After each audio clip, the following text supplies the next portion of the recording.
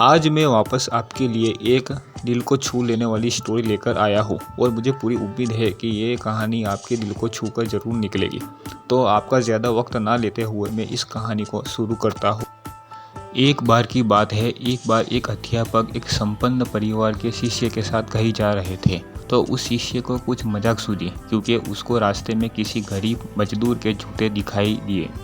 उसने अध्यापक से कहा, गुरुजी, अगर हम इन जूतों को छुपा दें तो कितना मज़ा आएगा। देखते हैं कि मजदूर पर इसका क्या असर पड़ता है। अब उसको तो मजाक सूझ रहा था, लेकिन गुरुजी ने कहा कि नहीं, गरीब इंसान के साथ इस तरह का गंदा मजाक करना ठीक नहीं है। उसने कहा, क्यों ना हम इस जूतों में कुछ सिक्के डाल दें और देखें कि इसका इस गरीब मजदूर पर क्या प्रभाव पड़ता है। उन्होंने ऐसा ही किया।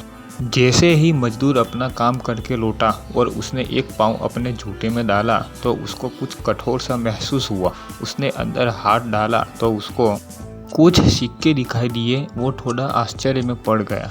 आसपास किसी को देखा तो कोई भी दिखाई नहीं दिया। तो उसने सिक्के अपनी जेब में डाल लिए। अब उसने दूसरा जूता उठाया, उसमें भी सिक्के पड़े थे। मजदूर भाव विभोर हो गया, उसकी आंखों में आंसू आ गए। उसने हाथ जोड़ ऊपर देखते हुए कहा, हे भगवान, समय पर प्राप्त इस सहायता के लिए उस अनजान सहायक का लाख लाख धन्यवाद। उसकी सहायता और दयालुता के कारण आज मेरी बीमार पत्नी को दवा और भूखे बच्चों को रोटी मिल सकेगी। मजदूर की बातें सुन शिष्य की आंखें भर आई। शिक्षक ने शिष्य से कहा, क्या तुम्हारी मजाक वाली बात की अपेक्षा जूते में सिक्के डालने से तुम्हें कम खुशी मिली?